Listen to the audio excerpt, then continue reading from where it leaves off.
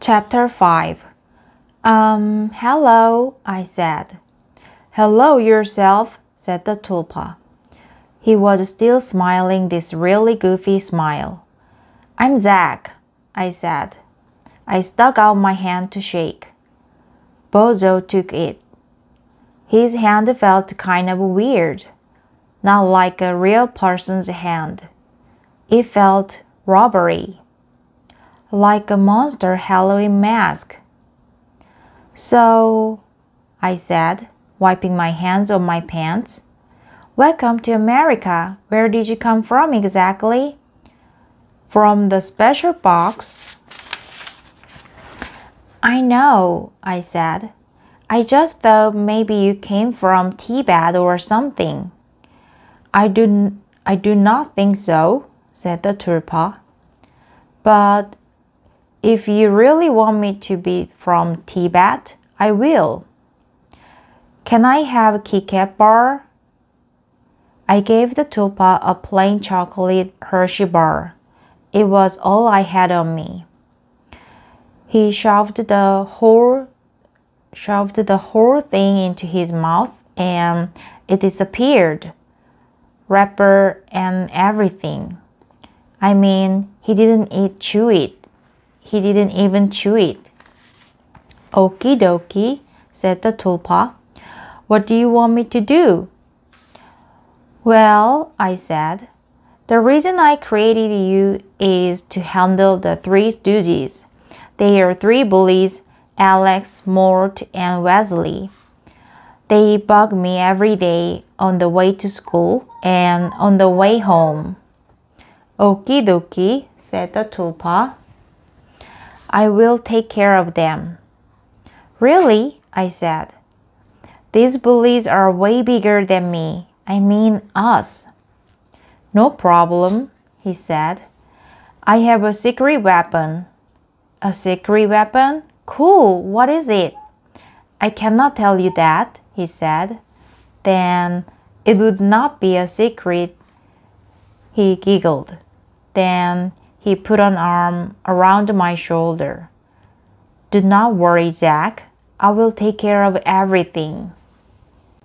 Chapter 6. Well, well, well, said Alex. Look who's here. It's our old buddy Zack.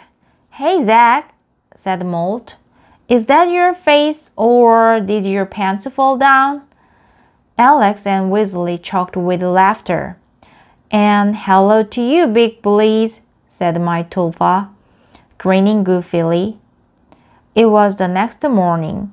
I was hiding behind a row of bushes, watching the three stooges moving on my tulpa. I held my breath. I almost put my hands over my eyes. But then something weird happened. I thought Bozo was trying to shake hands with the stooges, but they spun around.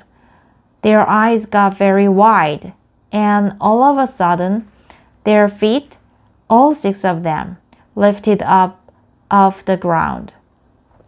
Was Bozo making them levitate or what? Then I saw what was going on.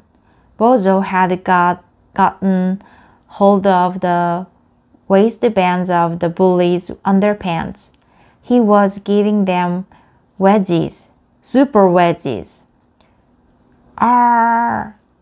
Yelled the stooges. I guess Bozo decided as long as he had them up there, he might as well spin them around a little. Then he dropped them on the ground. They sat there for a second, dazed. Then they took off down the street.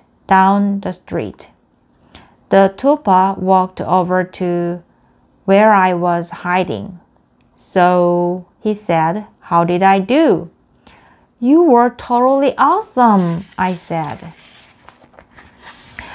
Where did you learn to give wedgies like that? That's my secret weapon. Then he giggled. So, what can I do for you next? Let's see, I said. What else could he do for me? Well, I did have a dentist appointment coming up, and I had detention next Friday. I could send him to those. You know what? I said. I will give you a list later, but right now I have to get to school, and you should head home.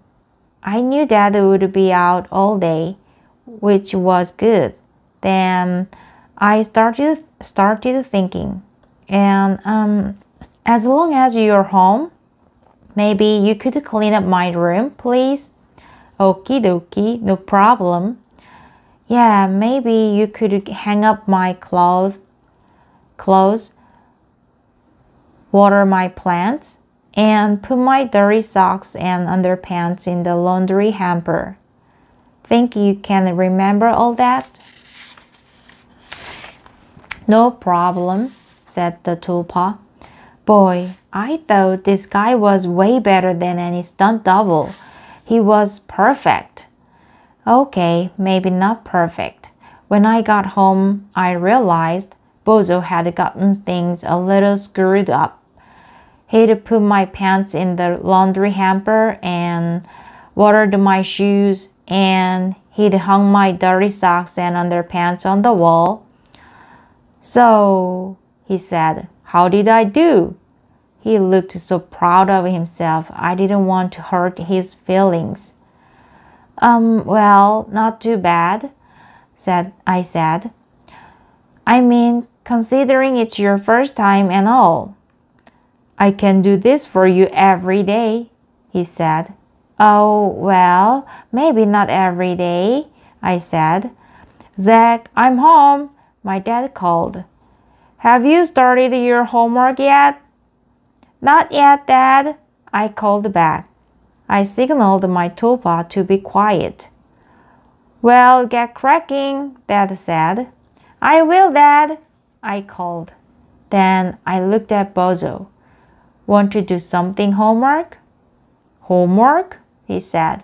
Okie dokie. No problem. What subject? Are you any good at math? Math is my best subject, he said. I couldn't believe my luck. I got out my math homework and gave it to him. It's a long assignment, but it's easy, I explained. I could do them myself, but it's a good place for you to start. If you can do this, we will move you up to the tougher stuff. I sat Bozo down at my desk and started playing a video game. Then I looked at my baseball cards. The tulpa was hard at work. He was frowning and gripping his pencil. When I started watching a cartoon, he looked up. Can I have Kit Kat bar? He asked. Not till you've done your homework, I said. By the way, how's it coming? Almost all done, he said proudly. Zack, please tell me, when you add 4 and 4, is it 7 or 9? Okay, so maybe math wasn't his best subject, I groaned, and I turned off the cartoon. Now I'd have to stay up late and do homework. Boy, I should wish I didn't have to go to school tomorrow, I said. Little did I know how much I was going to regret saying that. Chapter 7. I don't remember even going to sleep, but suddenly I was awake and it was morning. I looked at my alarm clock. Yikes! It was almost 8:30. Dad! I called out. How could you let me oversleep? Then I remembered. Dad had to deliver his article to the magazine this morning. I was supposed to get myself up, but why hadn't the alarm clock rung? I knew I had set it. I looked at the alarm button. Somebody had turned it off. But who? Bozo? Bozo! Oh no! Where was he? All of a sudden, it came to me how I had told Bozo I didn't want to go to school today. I started getting a sick feeling in my stomach. I pulled on my clothes and tore out of the apartment. When I got to school, the halls were empty. Then Vernon came out of the bathroom and saw me. "Hey, Zack," he said. "That was so gross what you did in the homeroom this morning." He laughed a mean laugh. I had to find Bozo fast. Right now, I was supposed to be in art class. I ran and peeked in the window of the door. Sure enough, there was Bozo.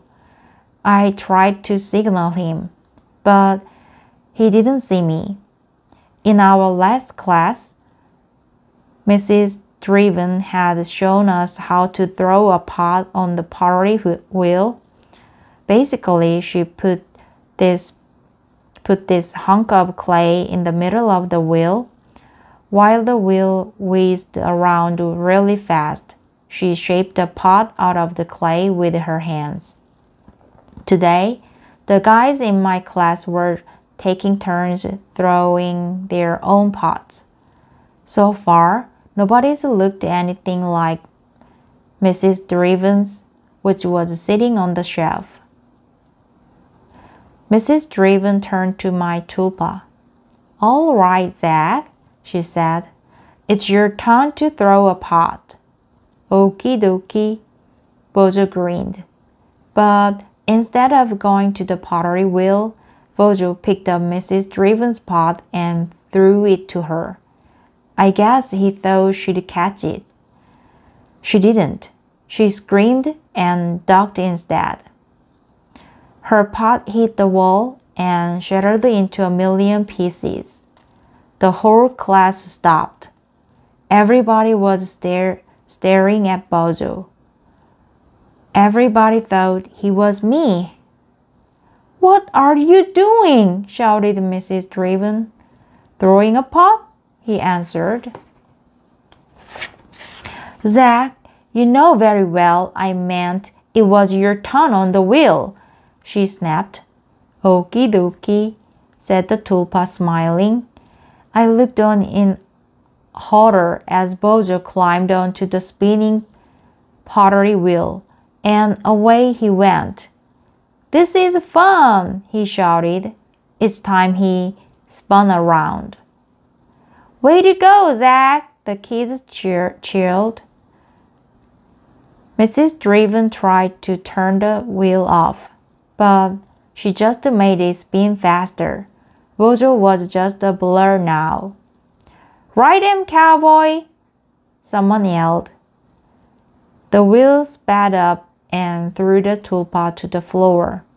He looked a little dazed, but the goofy grin never left his face. "Zack," said Mrs. Driven, "do you want to go and spend some time with the principal?" "Principal? Why?" said Bozo. "Is he lonely?" All the kids were laughing now. The tulpa looked confused. I don't think he knew he was being funny. I felt bad for him, but I also wanted to shout out, "That is me! That's just my clone!" I had to get Bozo out of school, but Mrs. Driven was already marching my tulpa out of the art room. They headed for the principal's office. Bozo was in there for ages. By sixth period, I still hadn't talked to my tulpa. I went and hid in the gym under the bleachers. I spent an hour worrying about what Vernon had said. What could Bozo have done in homeroom that was so gross? At this point, I didn't even want to know. When the final bell rang, I sneaked out of the building.